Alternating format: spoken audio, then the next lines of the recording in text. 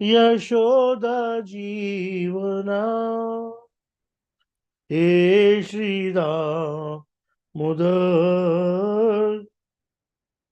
हे श्री माधवा, चलसी यद्व्रजा चारयन् पशून्, नलीन सुंदरम नाथ ते पदम, श्रीलाटड़ाकुरे सिद्धति तिना, कलिलतम मना कांत गच्छति.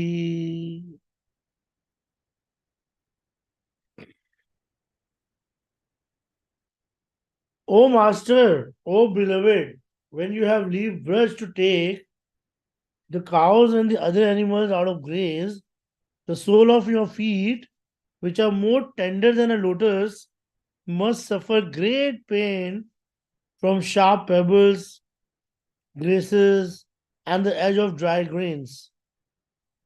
When we think about this, our mind becomes very agitated. तो यहाँ पे गोपियाँ की कह रही है कि भगवान,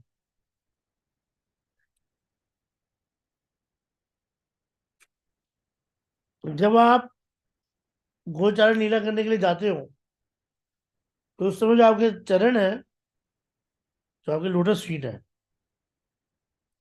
वो बहुत सारे पत्थरों से, घास से, और जो सूखे हुए ग्रेन्स होते हैं उन पे चलते हैं तो उन पे चोट लगती है. इससे हमारे हृदय में बहुत चोट लगती है. तो भाव प्रकाशित वृत्ति क्या कहती है, गोबे कह रही है, it is not that you give pain only to others. आप खाली दूसरों को पेन नहीं देते हो, कभी कभी you give pain to your self. Because of this we become full of sorrow. यानी कि कभी कभी तुम अपने आप को इतना पेन देते हो कि हमारा हृदय जो है वो रो पड़ता है. तो here they imply that Krishna has such a strong desire to give them pain that he gives himself pain, knowing that they will feel it. They say when you go cow herding with your friends, you roam the forest, which is covered with sprout of rice, wheat, and grass that are sharper than needles. Yet your lotus feet are more tender and soft than the delicate lotus flower. Surely these sharp sprouts cause you pain. And this very thought disturbs our mind and we become restless. अब क्या है कि वो बता रहे हैं कि भगवान के जो लोटस फीट है, आप भगवान के लोटस फीट के बारे में चर्चा करते हैं.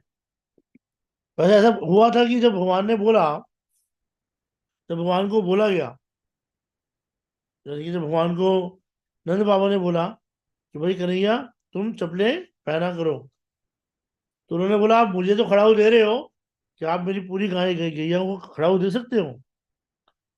अगर नहीं दे सकते तो मैं भी खड़ाऊ नहीं पहनूंगा. तो उनका जो आइडिया था वो क्या था? उनका सिंपल जो आइडिया था वो ये था कि ब्रज के अंदर मैं नंगी पैरी चलूंगा. अब ये बात जो थी, ऐसा कहा जाता है कि सुरभि जो थी, उनके घर में जो गैया थी, उसने सुन ली. और योग माया का ऐसा प्रभाव हुआ कि सारे के सारी जो गायें थी उनके खूंटे खुल गए और रात को सब लोग योग निद्रा में चले गए. और उन गोपियों उन उन गौ माताओं ने ब्रज में भाग भाग के ब्रज की सारी मिट्टी को बहुत ही सॉफ्ट कर दिया. ठीक है. तो ये इतना इंटरेस्टिंग है अगर हम देखें, ताकि अगले दिन जब भगवान गोचारण की लीला के लिए जाएं तो उनके पैरों में किसी भी तरीके की कोई चोट ना हो या उनको दर्द ना हो. तो ये आप स्क्रीन पे देख सकते हो कि ये हमारा जो भगवान है, भगवान की लोटस फीट है. तो लोग कहते हैं ना कि भगवान की लोटस फीट पे मेडिटेशन। तो मेडिटेशन क्या है? तो मेडिटेशन ये है कि जो सिंबल्स है भगवान के चरणों में, राइट फुट में 11 और लेफ्ट फुट में 8, तो इन लोटस फीट के हर एक के कोई ना कोई सिग्निफिकेंस है। ठीक है। तो जैसे जॉन है, जॉन का मतलब होता है जौ, जौ मतलब बारले। तो ये जो है this symbol represent the idea कि भगवान कृष्ण के जो फीट हैं, वी कैन गेट, अगर हम उनकी सेवा करें, क्योंकि जो जौ होती है वो बहुत अबंडेंस में पैदा होती है ना। तो जौ is a symbol of abundance, तो बहुत सारी प्रोस्पेरिटी मिलेगी। ये भी बताता है कि finding refuge in the feet of Lord Krishna makes our long journey through countless birth and death seems tiny and inconsequential, like a single grain of barley. Just as the grain barley nourishes, his feet provides spiritual nourishment. यानी कि जैसे एक दाना दाना जो होता है ना बार्ले का, बहुत नरिशमेंट देता है। कहते हैं कि अगर आदमी को बॉडी को डिटॉक्सिफाई करना है तो 10 रुपए में डिटॉक्सिफाई हो जाती है बॉडी। 3 दिन तक 2 गिलास पानी के अंदर 1 चम्मच जौ डाल के उबालो और उसको आधा करके उसको पी जाओ खाली पेट। केवल मात्र 3 दिन के अंदर शरीर के खून में से जो गंदगी होती है वो भी खत्म हो जाती है। फिर भगवान के जो दूसरा मार्ग है यहाँ पर, ये किसका है? चक्र का। चक्र भगवान कृष्ण का अवतार वो है, क्या नाम है, वेपन है। और ये रिप्रेजेंट करता है कि हमारे जो अंदर के दुश्मन हैं, एनिमीज हैं। तो कौन कौन से एनिमी है? काम, क्रोध, लोभ, मोह, मद, मत्सर्या। इन सबको ये कट डाउन कर देगा। यानी कि जब आप माला कर रहे हैं तो माला करते समय हम लोग चिंतन की बात कर रहे थे ना आप लोग कि हाउ टू डू मेडिटेशन।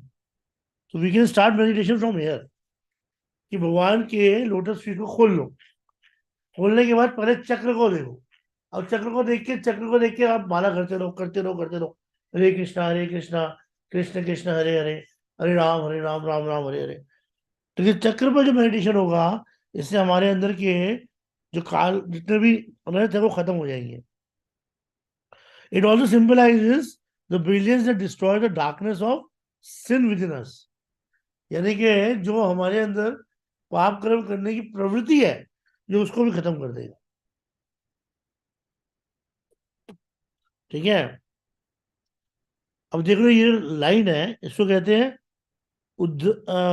ऊर्ध्व रेखा। ठीक है। ऊर्ध्व रेखा जो होती है, ये सिंबल स्टैंड करता है who worship Lord Krishna's feet to higher realm and won't fall down। यानी कि जो बंदा ऊर्ध्व रेखा पे मेडिटेट करेगा, ये मेडिटेशन है उसका, कि आपको दोबारा इस दुनिया में नहीं आना पड़ेगा। ये दिखाता है कि भगवान कृष्ण का जो पाथ है वो सबसे ज्यादा रिलायबल है। भाई किसी भी भगवत किसी भगवान के स्वरूप को हम वर्शिप करेंगे तो हमारे वापस आने के चांसेस हैं। लेकिन कृष्ण की सेवा करने से, कृष्ण की भक्ति करने से कभी भी ऐसा नहीं होगा। अब भगवान के लोटस फीट है, लेकिन फिर भी लोटस फीट में भगवान के लोटस है। और ये भगवान के कृष्ण के आ,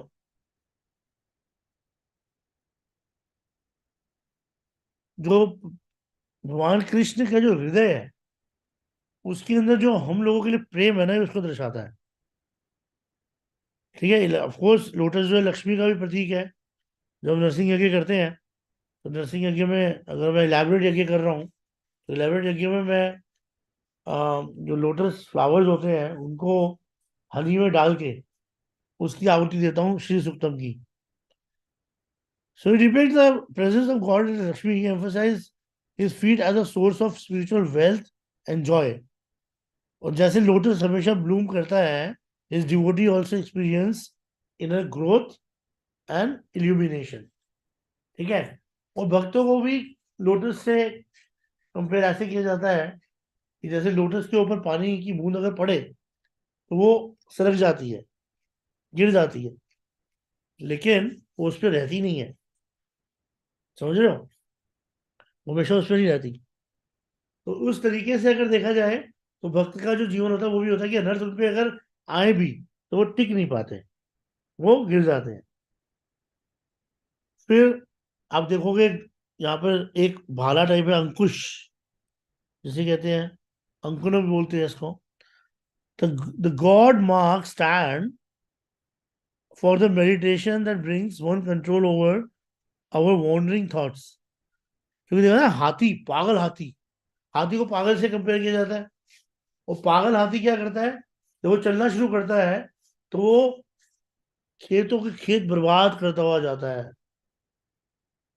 बगीचे बगीचे बर्बाद करता हुआ जाता है। उसके लिए फिर इंसान है, जानवर है, कोई भी है, कुछ नहीं है। अगर हाथी कंट्रोल में नहीं है, वो चलते चलते चलते चलते सब कुछ डिस्ट्रॉय कर देगा। इसलिए कहते हैं जो वैष्णव अपराध है वो गज के समान है, हाथी के समान है। क्यों? क्योंकि वैष्णव अपराध की भी यही टेंडेंसी होती है। अगर हम वैष्णव जो है, हाथी जैसे होता है कि वो एक तरीके से सिंबल होता है अपराध करने की प्रवृत्ति का। तो जब आदमी के अंदर अपराध करने की प्रवृत्ति आ जाती है तो चलते चलते चलते चलते चलते चलते आदमी क्या करता है, उसके अपराधों की वजह से सब खराब करता जाता है। अपने वैष्णव संबंध, अपने वैष्णवों की सेवा करके जो उसे सुकृतियां प्राप्त करी है वो, या वैष्णव सेवा से उसने जो कृपा प्राप्त करी है वो, या ठाकुर जी की सेवा करके जो सुकृतियां प्राप्त करी है वो, सब कुछ बर्बाद होता चला जाता है। लेकिन हाथी को कंट्रोल करने के लिए एक मुद्रा होती है जिसे कहते हैं अंकुश मुद्रा।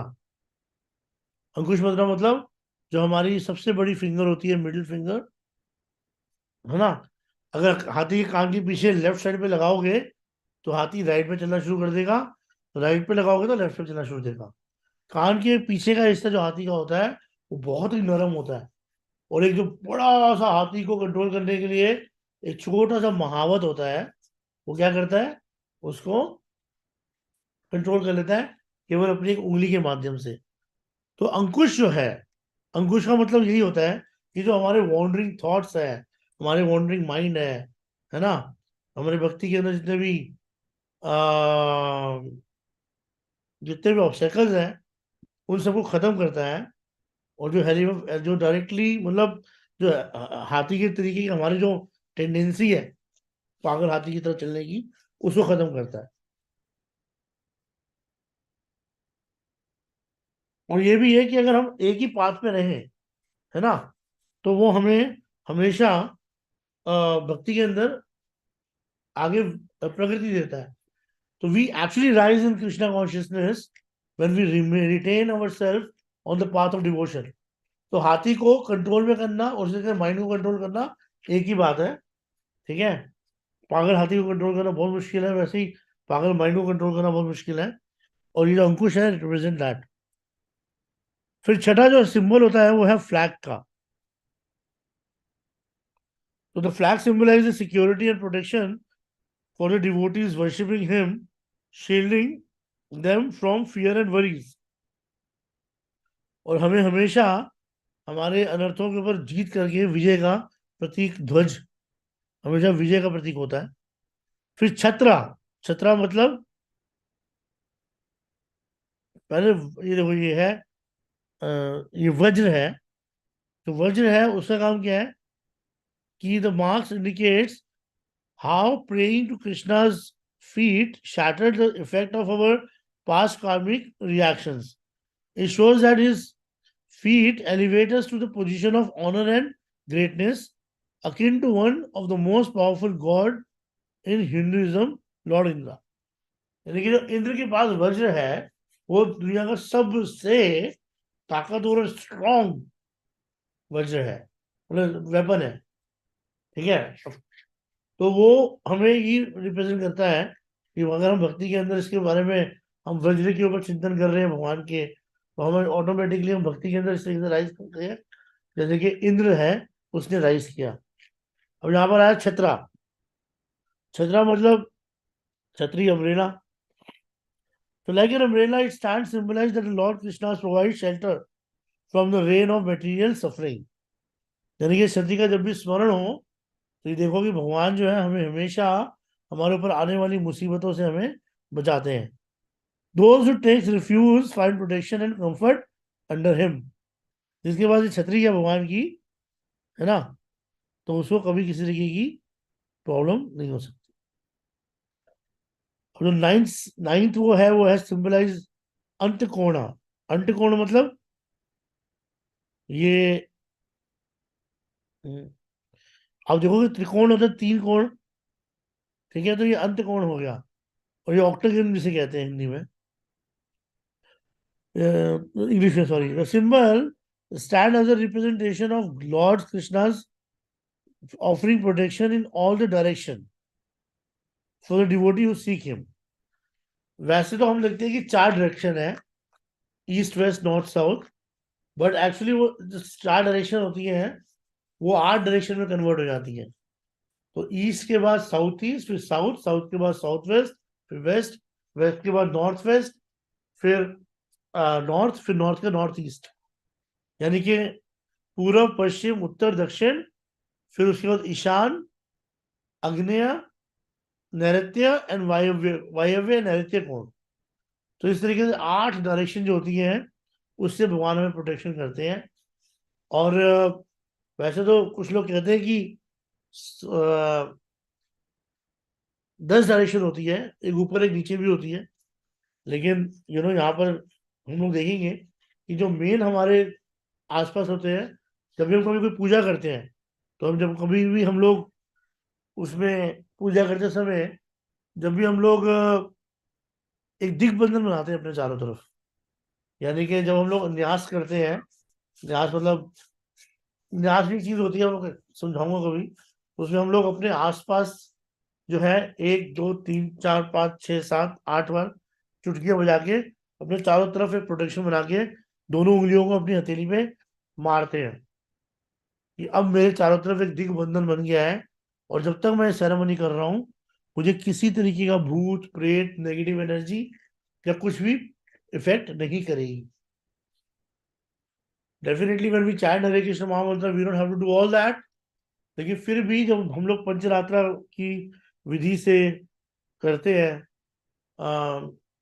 लाइक हमारे में एक सिस्टम होता है, भूत शुद्धि. भूत शुद्धि हम लोगों ने सीखी थी, ना हम विप्रो चरपति ना पी वैश्य शुद्रो डीडी वर्शिप में. That's not all actually. भूत शुद्धि का एक बहुत ही इलेबोरेट तरीका भी होता है, जिसके अंदर हम लोग बॉडी के अलग अलग पार्ट को हाथ लगाकर नीचे से ऊपर जाते हैं. फिर हम एक इसी तरीके से एक अग्नि का चक्र बनाते हैं अपने सर के ऊपर, और उस अग्नि चक्र को बना के अपने आप को पूरा ये इमेजिन करते हैं कि मेरी पूरी की पूरी जो मटेरियल बॉडी है वो बर्न हो रही है. लिटरली आग बन के आप इमेजिन करते हो कि आपकी पूरी बॉडी जल रही है, जल के वो खत्म हो गई. और फिर आपने दूसरी बॉडी ऊपर, नीचे से फिर हाथ को ऊपर लेकर आते हुए ये इमेजिन करते हो कि जो जो आपके बॉडी के पार्ट थे वो अब स्पिरिचुअल होते जा रहे हैं. और उसके बाद फिर हम लोग जो है बॉडी के अलग अलग पार्ट को टच करके न्यास वगैरह करके, और तब हम कोई भी पूजा शुरू करते हैं. तो it's a very elaborate thing, जिसको सीखने में बहुत टाइम लगेगा अभी. फिलहाल फॉर द टाइमिंग जितना थोड़ा बहुत हम जानते हैं उतना बताना बहुत अच्छा है. तो ऑक्टेगन जो होता है वो 8 दिशाओं के लिए अंतकोण जिसे कहते हैं रिप्रेजेंट करता है कि Krishna provides protection. Swastika. Swastika is a traditional Hindu symbol and one that can be found attached under the right lotus foot of Krishna. It's believed to stand as an indication that all is well for those who find solace in him and dispelling any inauspiciousness. स्वस्ति वाचन हम गाते हैं. ओम स्वस्ति no Indra वृदाश्रवाः स्वस्ति no पूषा विश्ववेदाः स्वस्ति no तरिक्षयो अरिष्टनेमिः स्वस्ति no बृहस्पतिर्दधातु. तो जब हम लोग ये बोलते हैं तो इससे सारी इनऑस्पिशियसनेस खत्म हो जाती है. किसी भी घर में घुसने से पहले हम लोग स्वस्ति स्वास्तिक बनाते हैं। स्वास्तिक बनाने के बाद फिर घर में प्रवेश करते हैं फुल ऑफ एनर्जी। फिर हम क्या करते हैं, उस घर की में पूजा करते हैं। तो स्वास्तिक का होता है, दरवाजे में बनाया इसलिए जाता है कि आज के बाद अगर कोई नेगेटिविटी आए भी तो इस स्वास्तिक को देख के वापस चली जाए। जम्बू फल, जम्बू फल जो होता है इसे कहते हैं रोज Apple. So this symbol is believed to underline the focus for worshipping for people in the region of Jambu Dvipa. ठीक है, island of the rose apple. हम लोग करते हैं ना, हरि ही ओम तत्सत, अद्य ब्राह्मणो द्वितीय प्रार्धे श्वेतवराह कल्पे वैवस्ताक्य मन्वंतरे अष्टविंशति कलयुगस्य प्रथम संध्यायाम ब्रह्म विंशतो वर्तमानायाम। फिर बोलते जम्बू द्वीपे भारत खंडे मेदि भूतस्य सुमेरो लवड़ा सोत्रे कोने श्री वृंदावन धाम ने। ठीक है, तो जो जम्बू द्वीप है वो ये पूरा के पूरा द्वीप है जिसके अंदर हमारा भारतवर्ष भी है। और भारतवर्ष का मतलब खाली इंडिया नहीं है, भारतवर्ष का मतलब the entire world which we see. क्योंकि पहले पूरी दुनिया का नाम भारतवर्ष ही था। ठीक है, वो तो बार बार अलग अलग कंट्रीज बन गई, ये पहले सब भारत थे। तो जम्बू द्वीपे भारत खंडे, तो उसी देखिए जम्बू फल मतलब रोज एप्पल हो गया। तो इट शोज कि हम लोग जम्बू द्वीप के ऊपर जो है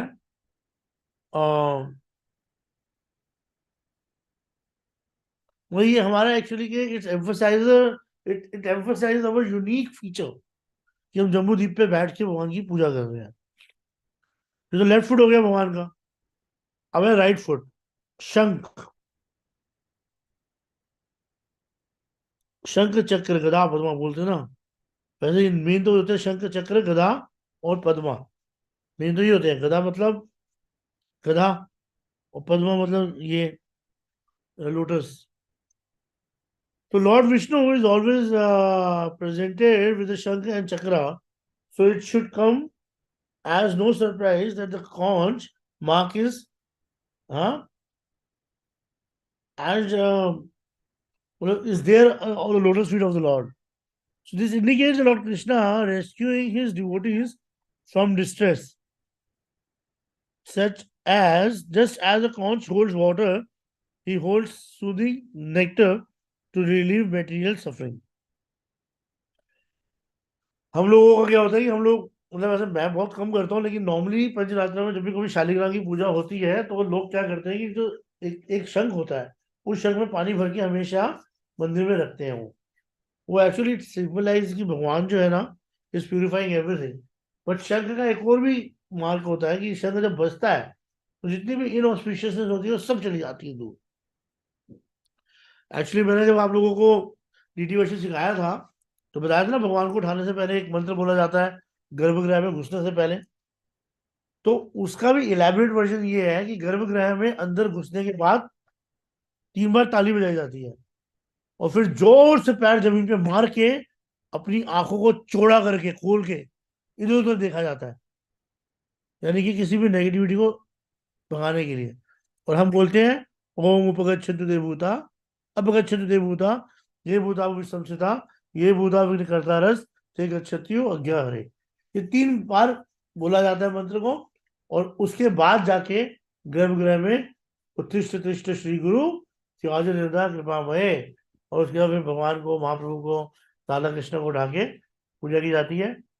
किसी भी आरती से पहले या किसी की भी आरती के कंप्लीशन पर हमेशा शंख बजाया जाता है। ठीक है, भगवान से मतलब भगवान की महिमा का गान होता है आरती, और उस आरती से पहले भी शंख बजता है और आरती के बाद भी शंख बजता है। ठीक है, तो ये रिप्रेजेंट करता है कि जैसे जब मतलब भगवान जो है हमारे जीवन में जितनी मेटीरियल सफरिंग होती है उनको दूर कर देते हैं। फिर अंबरा, अंबरा देख रहे हैं आप, गोल गोल गोल, ये ये एक स्काई का रिप्रेजेंटेशन है। This mark illustrate Lord Krishna's pervasiveness across the universe. His presence is everywhere and undeniable. यानी कि अगर हम देखें तो सेम यही आकाश है, यही अमेरिका में भी है और यही मतलब भौतिक जगत की पॉइंट ऑफ व्यू से देख रहे हैं तो एंटायर वर्ल्ड के अंदर और एंटायर यूनिवर्स के अंदर सेम यही आकाश है। मैं हमेशा एक एग्जांपल लेता हूँ ना कि व्यक्ति का व्यक्तित्व आकाश के समान है और व्यक्ति की जो आदतें होती हैं वो बादलों के समान है। ये मैं एग्जांपल बहुत देता हूँ कि जैसे कोई बादल तो बहुत ऑस्पिशियसनेस लेकर आते हैं, यानी कि उनके आने से बारिश होती है और उन बादलों के आने से बारिश होती है तो क्या होता है कि बहुत अच्छी फसल हो जाती है, लोग खुश होते हैं। और कहीं दूसरी जगह यही जो बादल होते हैं वो बाढ़ लेकर आ जाते हैं और सब कुछ तबाह हो जाता है। तो व्यक्ति का व्यक्तित्व तो वैसे ही रहता है आकाश के समान, लेकिन कभी कभी उसकी आदतें होती हैं जो उसको अच्छा या बुरा बनाती है। और देखा जाए तो हम लोगों के केवल आदतों के बेसिस पर ही जज करते हैं कि वो व्यक्ति कैसा है ना। तो ये जो अंबर है, अंबर मतलब आकाश है, ये रिप्रेजेंट करता है कि भगवान हर जगह पर है और भगवान जो है वो इज सर्वज्ञ, सर्वत्र। तो ये बोले, जैसे कहते हैं omni presence of the Lord और एट द डिटैचमेंट, बिकॉज जो स्काई है वो हर एक से डिटैच है। उसे ना तो बारिश से फर्क पड़ता है, ना उसको सूखे से फर्क पड़ता है, ना सूरज की किरणों से फर्क पड़ता है, ना चंद्रमा की शीतल से कोई फर्क पड़ता है। फिर बात है दूसरा धनुष। This mark represent the freedom from worries for those who take refuge in Krishna. It stands as a representation of how devotion leads to liberation from the sky of birth and death.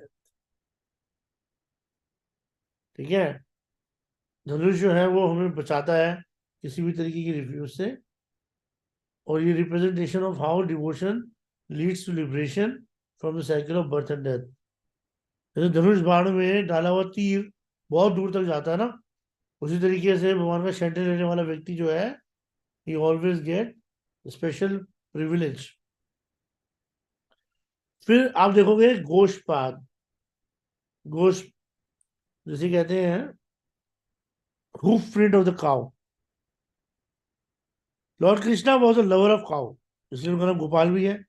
So this mark shows that the great ocean of material worldly life become very small and insignificant। ऐसे बोला जाता है ना कि जो व्यक्ति भगवान का शेल्टर लेता है उसके लिए पूरा के पूरा जो भव सागर का ओशियन है ना, भव सागर का जो मतलब कहते हैं भव सागर को पार करना बहुत मुश्किल है, लेकिन जो भगवान का शेल्टर ले ले उसके लिए भव सागर गाय का जो हूफ होता है, गाय के बछड़े का जो हूफ होता है उसमें जो पानी होता है, और जब उसको लांघना जितना आसान है उतना ही आसान हो जाता है इस भव सागर से पार होना अगर हम भगवान का कंप्लीट शेल्टर ले ले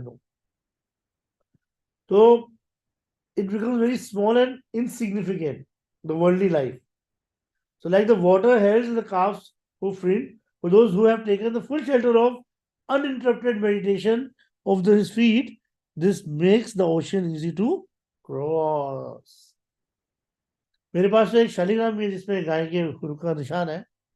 कहते जो व्यक्ति ऐसे गाय ऐसे शालिग्राम की पूजा करता है जिसमें गाय के हुफ प्रिंट का निशान हो तो वो नित्य सिद्ध माना जाता है या उसके भगवान की इतनी कृपा होती है कि वो भगवत धाम की प्राप्ति कर सकता है अगर चाहे तो।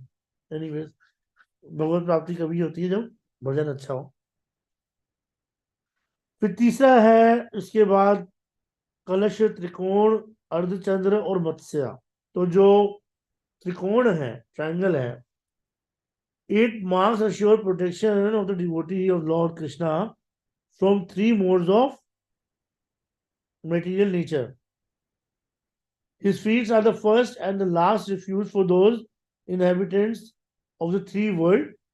यानी कि अगर हमने भगवान के चरणों की शरण ले ली तो ना तो हम पताल लोक में, ना मृत्यु लोक में, ना हमें स्वर्ग लोक की प्राप्ति होगी, हम भगवत धाम ही जाएंगे। अगर हमने भगवान की शरण ले ली तो हमको ना तो देवी देवता, ना कोई इंसान, ना ही कोई मनुष्य इफेक्ट कर सकता है। और अगर हम भगवान की शरण लेते हैं तो हमें तीनों मोड, चाहे वो मोड ऑफ गुडनेस हो, मोड ऑफ पैशन हो, मोड ऑफ इग्नोरेंस हो, हम उससे भी ऊपर उठ जाते हैं। और अगर हम भगवान की शरण लेते हैं तो हमें भगवान प्रोटेक्शन देते हैं तीन मोड से भी, वो तीन अखिलेशों से, आदिदैविक, आध्यात्मिक और आदिदैविक, आदि भौतिक और आध्यात्मिक कलेशों से भी भगवान हमें प्रोटेक्शन देते हैं। और मतलब ट्रायंगल के कितने सारे मीनिंग हो देख रहा हूँ, कितने सारे मीनिंग है ना। और it signifies his feet as a refuge for being across the three world, यानी कि तीनों के तीनों वर्ल्ड है, तीनों दुनिया जो है ना, उनको भी क्रॉस करने में हमारी मदद करते हैं। अब इसके बाद है ये जो चार कलश है ना, तो द पिक्चर मार्क, जो कलश जो होते हैं, this mark signifies the continuous flow of nectar from the feet of the nourish feet to nourish devotees. It depicts his feet as a source of pure happiness. This symbol also indicates that Lord Krishna's feet can shower nectar that extinguishes the gopis, searing the fire of separation. The full picture further symbolizes that his disciples are protected from inauspiciousness. फिर सातवां है half moon, आधा चंद्रमा। This mark shows that Lord Krishna fulfilled his devotees' desire. It Adar Chandrama hai. It symbolized that the exalted state of those who honor his feet, comparing them to Shiva's head adornment. It is also considered that in the same way that the moon is one entity, but it takes away the darkness from the many people who see at the same time, the Lord is one, but saves and blesses many lives at the same time. यानी एक चंद्रमा पूरे के पूरे जो उसको देखता है उसके जीवन में के अंदर प्रकाश उत्पन्न कर देता है। उसी तरीके से भगवान कृष्ण अकेले ही काफी हैं सबके जीवन को प्रकाशित करने के लिए। ठीक है। और ये शंकर भगवान के सर पर है अर्ध चंद्रमा, तो ये भी एक बहुत ही सिग्निफिकेंट है कि भगवान बता रहे हैं कि भगवान शंकर जो है वो भी बहुत महान पर्सनालिटी है। The fish mark symbolizes the inseparable connection between the devotee and Lord Krishna. जैसे मछली जल के बिना नहीं रह सकती, वैसे भक्त भगवान भक्त के बिना नहीं रह सकते हैं। It signifies fulfilment of the cherished desire and protection from suffering. It also stands for the mind being fickle and easily changed, like a fish that swims back and forth. Therefore, one needs to be absolute in their penance to seek his true blessing. It also serves as a reflection, okay, that when the world was destroyed and flooded, the Lord took the form of Matsya, the fire fish incarnation, and saved his followers by doing so. उसके अलावा भगवान कृष्ण जो है उनके बहुत high significance है, spiritual significance है।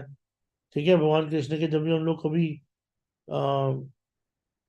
मतलब अगर हम देखें तो they embody beauty, purity, divinity, resembling the untouched elegance of the lotus blooming amidst still waters. It also speaks about the grace that defines his every step.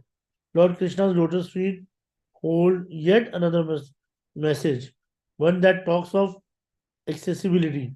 By descending to earth, he makes himself a part of us and offering peace and guidance to his devotees. The lotus by itself conveys deeper wisdom. ठीक है, thriving in the water yet remaining dry, it symbolizes detachment and inspiration for us to engage with the world while remaining untouched by its transient nature. In Lord Krishna's lotus feet, This detachment is a reminder to tread the path of righteousness without being ensnared by material distraction. ठीक है? तो भगवान कृष्ण की lotus feet है, बहुत ज्यादा जरूरी है हम लोगों के लिए. ये हमको मोक्ष भी प्राप्त कर सकते हैं, ये हमें प्रेम भी प्रदान कर सकते हैं. तो let's come back to the gopis. क्या कह रही हैं? When you go for a cow herding with your friends, you roam the forest, which is covered with sprout of rice, wheat, and everything, and yet your lotus feet are more tender and soft than a delicate lotus flower. Surely these sharp sprout cause you pain. This very thought disturb our mind and we become restless. The word Kalia, Kalila. Kalil means confusion leading to sorrow. तो विश्वनाथ चक्रवर्ती ठाकुर क्या कह रहे हैं, ये specific meaning निकाला उन्होंने इस quarrel का. वो कहते हैं कि Gopi's words can be interpreted in another way, in which case they say Kalil our mind incites, lam, an argument मतलब Kalila. So we are thus absorbed in fighting with our own mind. He described how the Gopi quarrels with their mind and their mind retaliates. Gopiyan कहती है, oh mind, if Krishna's feet truly feel pain when he goes cow herding, then why does he go out every single day? If this really hurts him, he would not go out. Why do you uselessly bother worrying about him? The mind and heart replies, oh foolish coward girl, you cannot understand how Krishna's feet are softer than lotus flower, but you should know that they are extremely tender. Surely pebbles, stones, chips, and the sharp plants should pierce his delicate lotus feet, and he feels pain. When I contemplate this, I become engulfed in sorrow.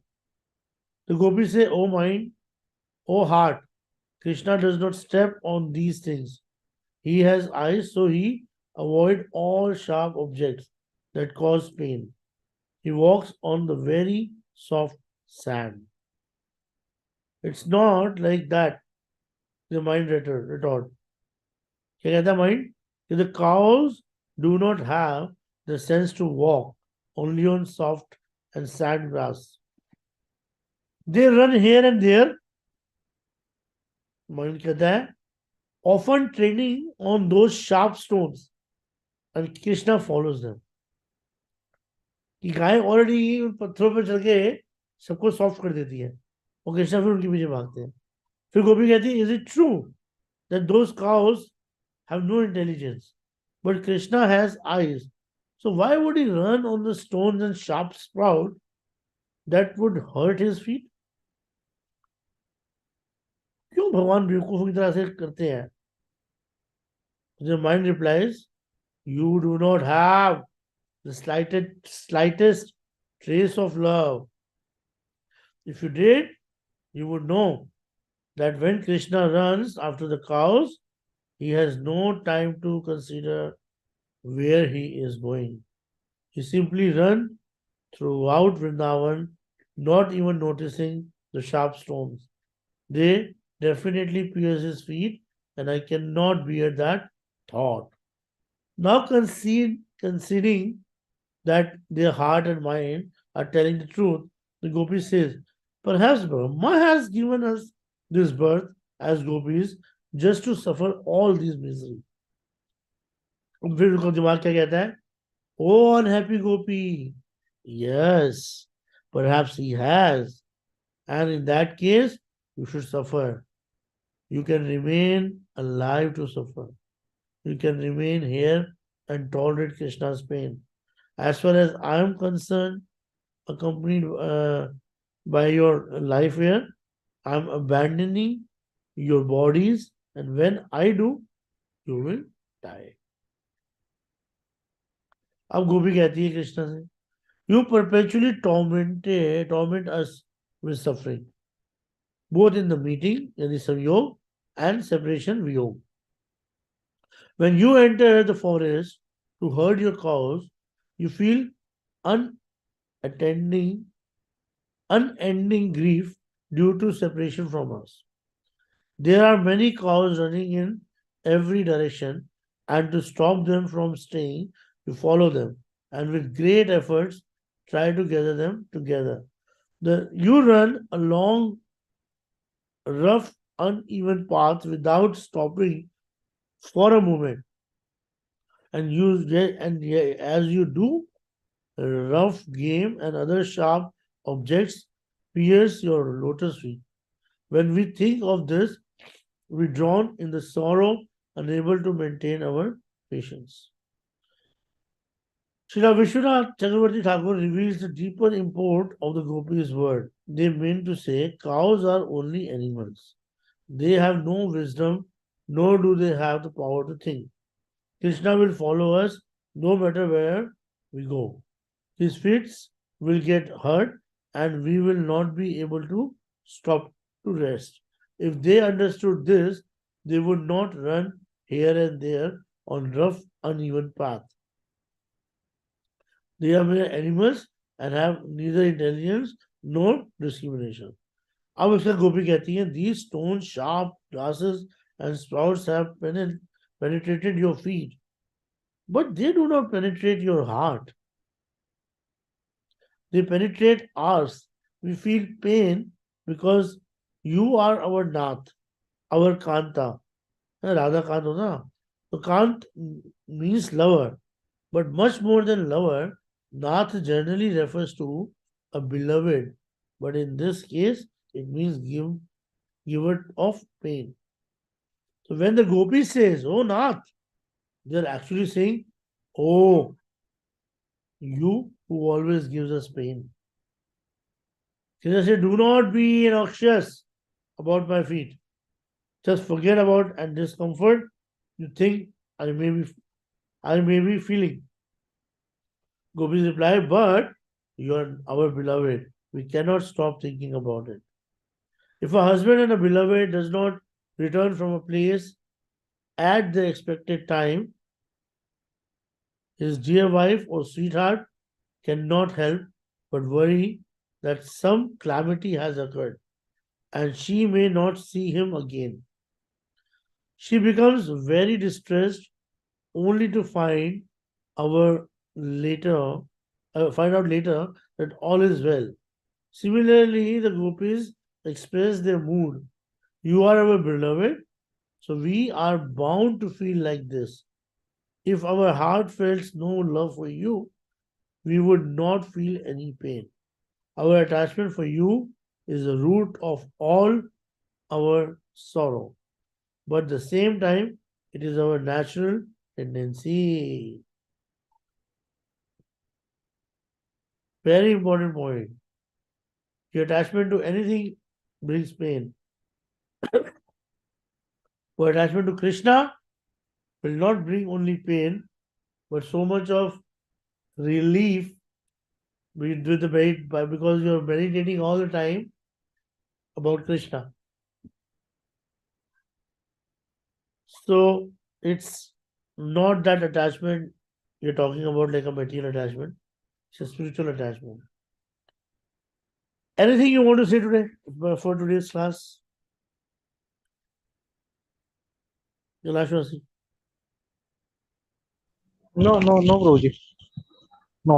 Actually वो जो आपने बोला ना कि अ, कौन सा जो lotus feet के बारे में डिस्कस किया, तो दैट दैट इज उसको मेरे को अच्छा लगा। और लास्ट में जो पॉइंट आपने अभी डिस्कस किया कि अटैचमेंट किसी के ऊपर किसी के पास नहीं रखना चाहिए, एनी मटेरियल ऑब्जेक्ट्स, तो that is the most striking point. वो इम्पोर्टेंट था। और सारा का सारा सेशन में जैसे आपने लोटस फीट के बारे में बताया, तो उसमें जो काफी सारे चर्चा हुई कि भगवान का जो हम साइंस देखते हैं लोटस फीट के नीचे, तो व्हाट सिंबलाइजेस व्हाट, एंड वो कौन सा क्या क्या हमारा अनर्थ को दूर करेगा, so that is most most important. तो इतना ही मैं कहना चाहता हूँ जी। Hare Krishna. Mother Kalavati, you want to say something? No Prabhu ji, same I agree with Kailashvasi Prabhu ji, कि जो आपने साइंस के बारे में, उनके लोटस फीट के बारे में बोला और लास्ट में जो बोला वो एकदम सही, और बहुत अच्छा लगा उनके जो लोटस फीट में जितने भी साइंस है उनके बारे में जान के। लोटस फीट को कभी कभी अपने पास रख के आप माला कर सकते हो। इनके अलग अलग सिंबल्स को देख के अलग अलग भगवान की कृपा का स्मरण कर हम्म। सकते हो। जी जी। Tina, you want to say something? नहीं Prabhu ji, thank you. Okay. Vineet होगा। होगा जी।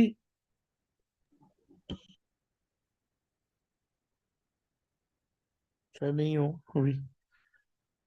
वांछा कल्पतरुभ्यश्च कृपा सिंधुभ्यो च पतितनां पावनेभ्यो वैष्णव